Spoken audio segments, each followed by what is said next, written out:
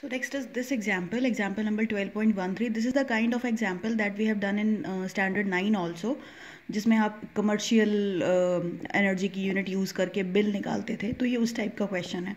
तो question is refrigerator rated 400 watt operates 4 hours a day. What is the cost of electrical energy for operation it for operating it to operate it for 30 days at rupees 3 per kilowatt hour.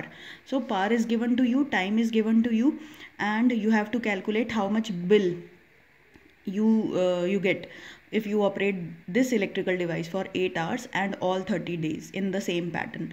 So what you do, energy equals to P into T, power into time. Power is in watt has to be converted into kilowatt. That will be 400 by 1000 kilowatt, because in kilowatt hour only you will get the energy, commercial energy for the calculation of bill. Kilowatt hour or units are the same thing. So into time is already given to you in hours. If it is in seconds or if it is in minute, it has to be converted into hours for the calculation of bill. You need to memorize this. Next is for 30 days. This is for 1 day, and for 30 days you have to multiply it with 30. So the total energy you will be getting, and this is the total energy, not the cost. Cost of 1 unit is rupees 30. Suppose you have got n number of units, बहुत सारी units आ गई आपके पास, तो cost of 1 unit is 3, तो cost of n number of units will be equal to multiplied by 3. So this is the solution given to you. This is in very brief. In 2 steps they have completed the question. Otherwise you can do it in a proper way also. Next is what determines the rate at which electrical energy is delivered by a current. Rate at which energy means electrical power is being asked. Next is electric motor takes 5 ampere from 220 volt line. Determine the power and the energy consumed in 2 hours. For power, simply use V square. Since V and I is given, so you can use P equals to V into I. And for energy, you know that ki power is energy by time. If you want to calculate energy, then you just need to multiply this power by time, which is given to be 2 hours. So multiply these two things so as to get the value of energy. Now let's come to this main exercise questions, page number 221. Come to second question. Which of the following terms does not represent electrical power in the circuit? So these all are the formula for electrical powers. One is incorrect. Obviously by just watching the multiple options we can see that this is incorrect. Next is question number 3rd. An electric bulb is rated 220 volt and 100 watt. एक bulb की rating ये है, power और potential की rating ये है. अब उसी बल्ब को जब आप 110 वोल्ट पर आधी वोल्टेज कर देते हो, then power consume will be what. अब यहाँ पर अगर हमने यहाँ पर बोला होता कि वोल्टेज आधी कर दी तो करंट और रेजिस्टेंस बताओ, तो क्वेश्चन बहुत ज़्यादा सिंपल था. बट क्योंकि अब यहाँ पर पावर का रिलेशन है, पावर में और वोल्टेज में लीनियर रिलेशन नहीं है, स्क्वायर्स के और डिफरेंट फॉर्मुलेशन कैलकुलेशन आ जाती है, तो क्वेश्चन जितना सिंपल दिख रहा है वैसा नहीं है. तो पहले यहाँ पर हम क्या करेंगे, either we will take out I or we can take out R, क्योंकि वो उसकी बल्ब की स्पेसिफिकेशन है कि इस रेटिंग पर अगर हमने बल्ब डिज़ाइन किया है तो वो कितना रेजिस्टेंस ऑफर कर सकता है या कितना करंट उसमें से जाएगा. तो उसको यूज़ करके वो उसकी स्पेसिफिकेशन, वो फिक्स्ड वैल्यू हो गई. अब जब आप इसको घटाओगे, इसको पोटेंशियल को कम करोगे, तब वो कितनी पावर कंज्यूम करेगा, फिर उसके अकॉर्डिंग हम निकालेंगे. तो let us see the solution part. P equals to 4.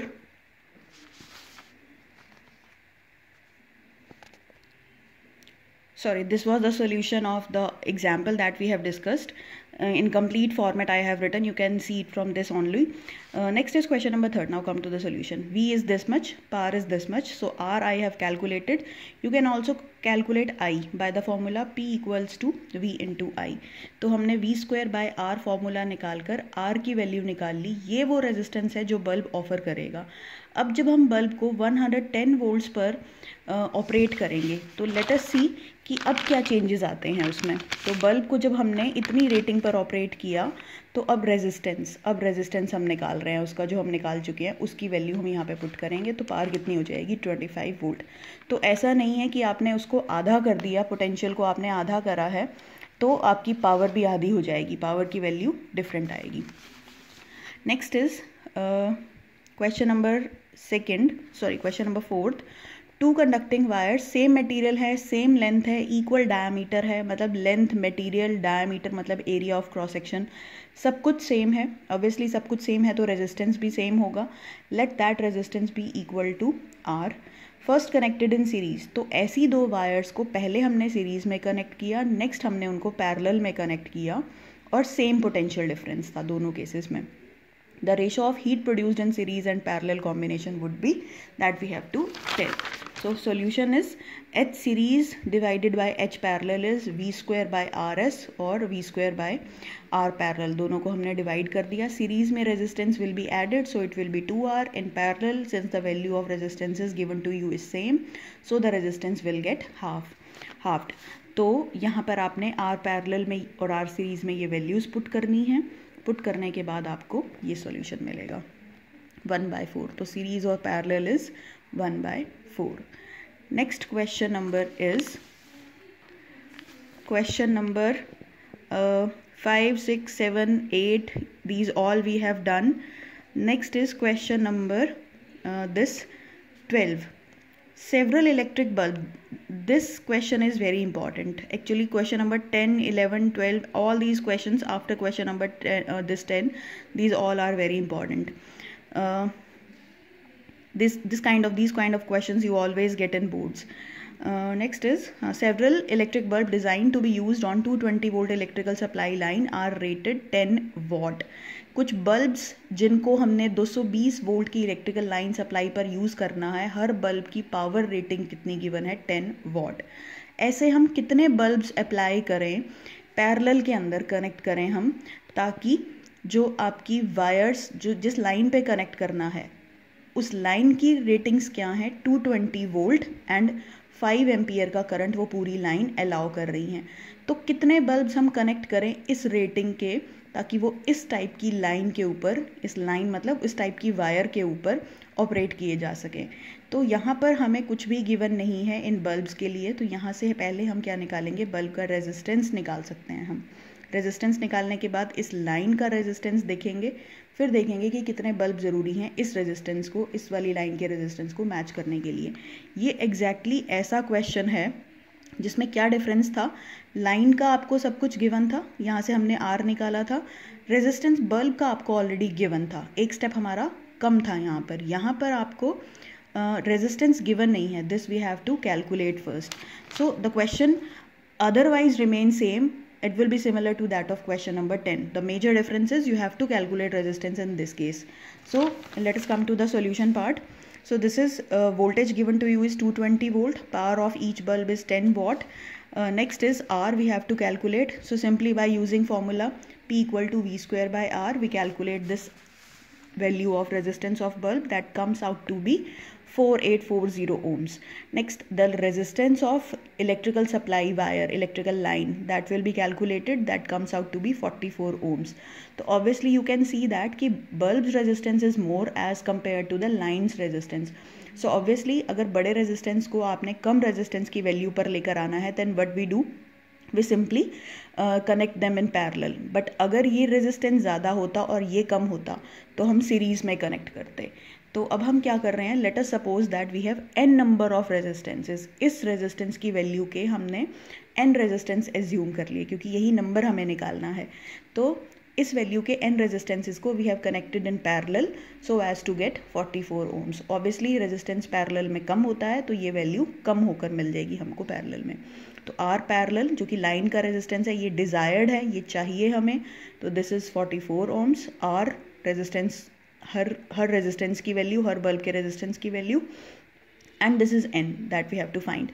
So by putting all these values we have got 110 bulbs are required and each must be of value, must be of resistance this much. When all these 110 bulbs are connected in parallel, then we will be getting this much total resistance. Next is question number 13th.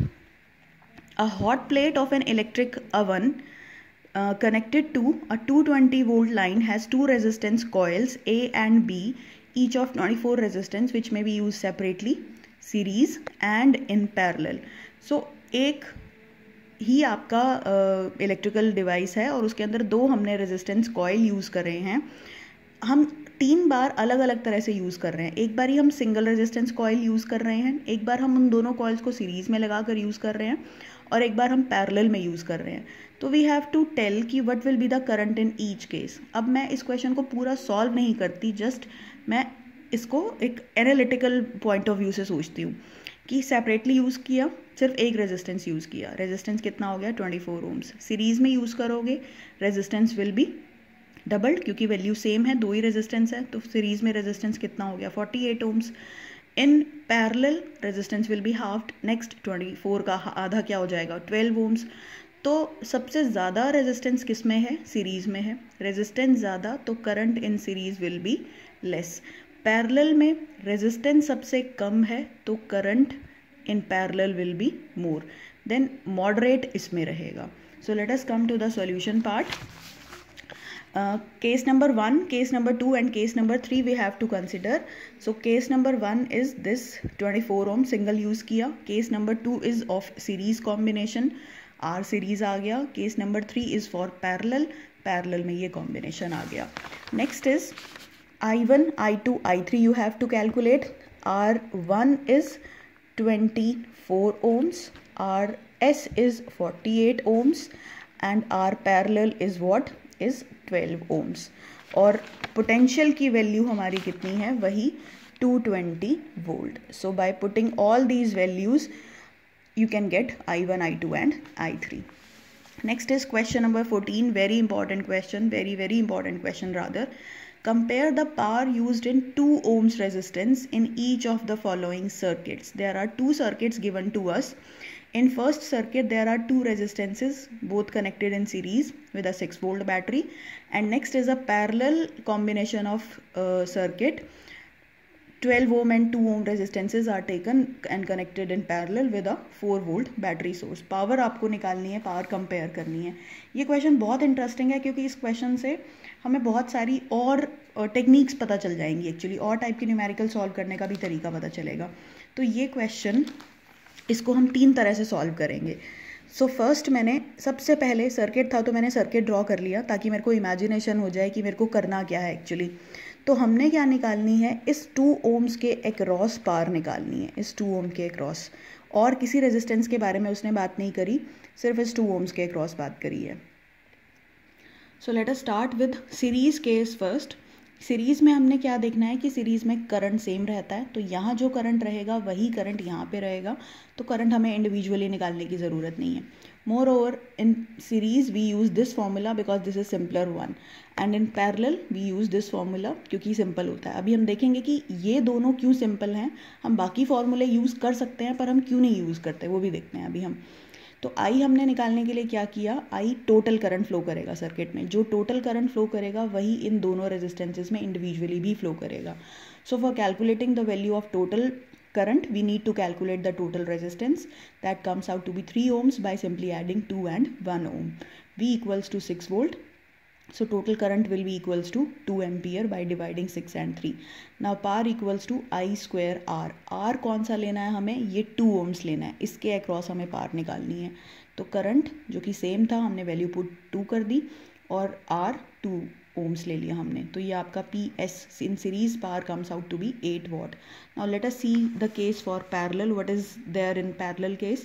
In parallel I have used formula V square by R. Why I have used this and why I have used this in series? Because in series current remains constant and in parallel potential remains constant. तो यहाँ पर आपको I1 I2 निकालने की ज़रूरत नहीं है, यहाँ पर आपको V1 V2 निकालने की ज़रूरत नहीं है. तो ये फॉर्मूले सिंपल पड़ जाते हैं हमें कैलकुलेशन के लिए. Now P across 2 ohms we have to find out. So P equals to V square by R. V is same in both the cases, in both the resistances, that is equal to 4 volt. So put the values for V and R. R simply 2 ohms है, तो simple आपका क्या आ जाएगा, P equals to 8 watt. हमने ratio निकालनी थी series और parallel में पावर्स की, दोनों ही सेम है तो ratio comes out to be 1:1. Now let us analyze this question by 2 other methods, 2 other formulas that we have for power. तो इंडिविजुअली हम वो दोनों फॉर्मूले यूज़ करते हैं. अभी हमने सीरीज़ के लिए ये यूज़ किया, पैरेलल के लिए ये यूज़ किया. Now we inverse it, we we reverse the situation. अब हम सीरीज़ के लिए ये यूज़ करते हैं और पैरेलल के लिए हम I²R यूज़ करते हैं। क्वेश्चन इनसे भी सॉल्व होगा, बट क्यों नहीं सॉल्व होगा, क्योंकि स्टेप्स बढ़ रहे हैं। तो V जो पोटेंशियल निकालना है हमें, वो 2 ओम के अक्रॉस निकालना है। अब क्योंकि ये हमारा सीरीज़ वाला केस था, ये वाला केस था हमारा, तो सीरीज़ में आपका obviously you must remember V1 and V2 are different, क्योंकि पोटेंशियल आपका डिवाइड हो रहा है। हमें निकालना इसके अक्रॉस है, तो हमें पोटेंशियल भी इसके अक्रॉस चाहिए रहेगा, तो V2 हमें चाहिए होगा।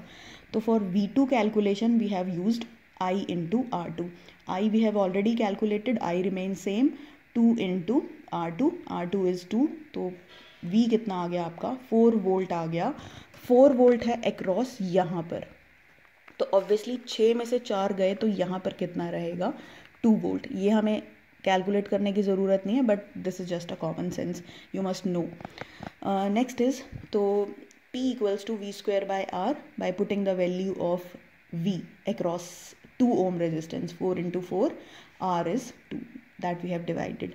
So solution is same, 8 volt. Now let us come to the parallel part, I²R.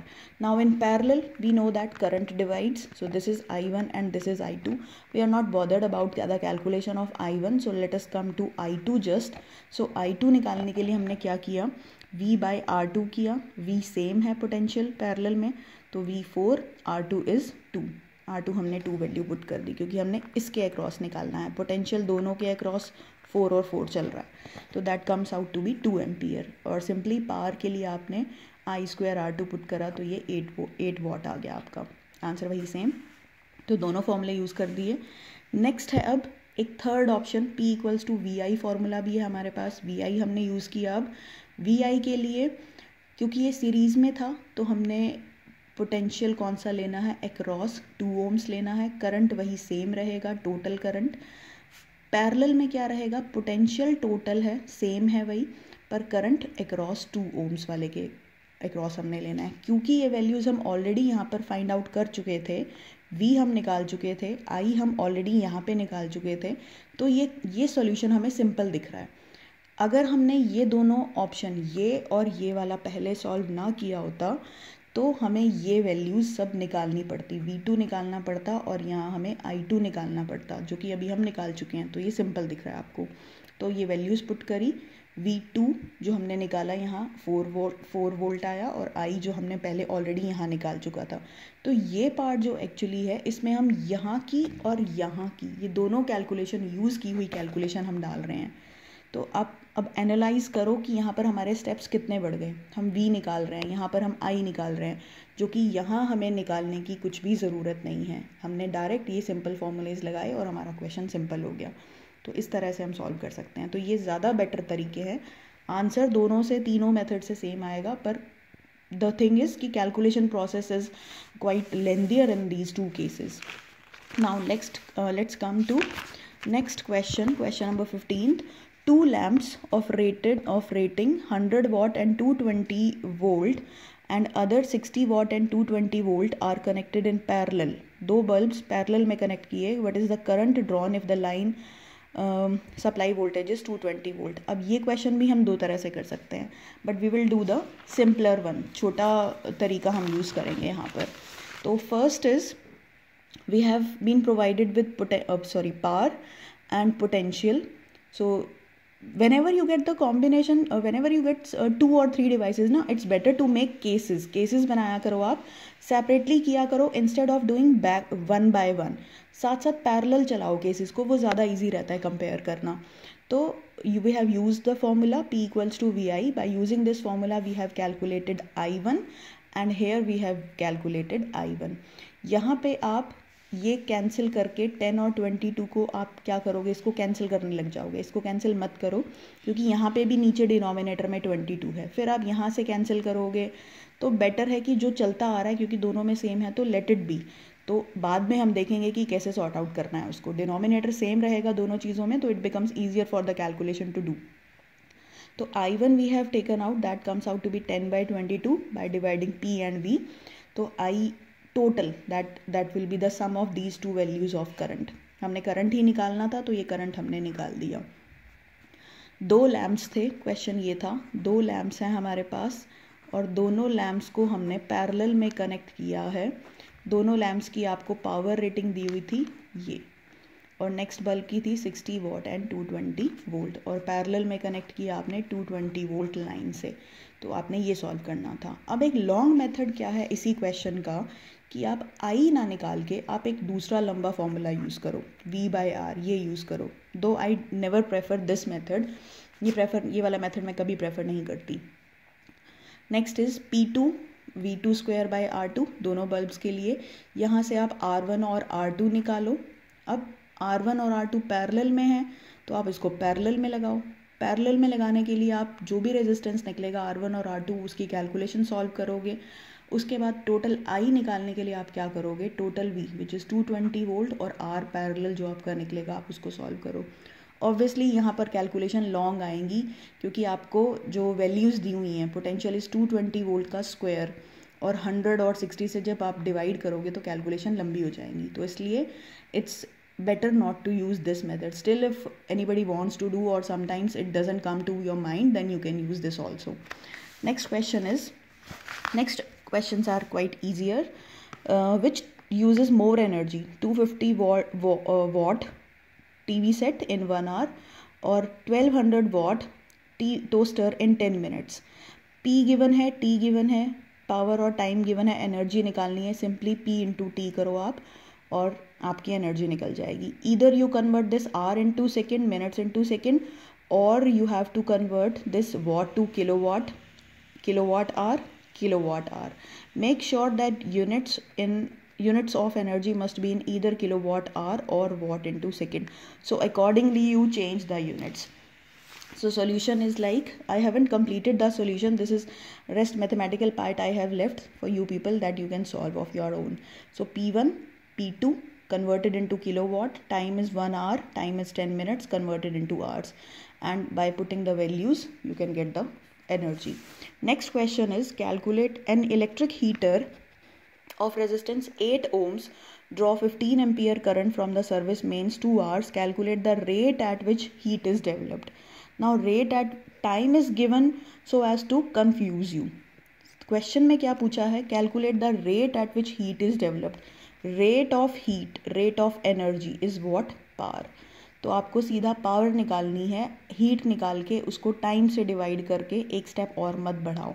तो डायरेक्टली हम क्या करते हैं, rate at heat which we have to calculate means power we have to calculate. I is given to you 15 ampere, resistance given to you is 8 ohms. By simply putting the values you get this answer.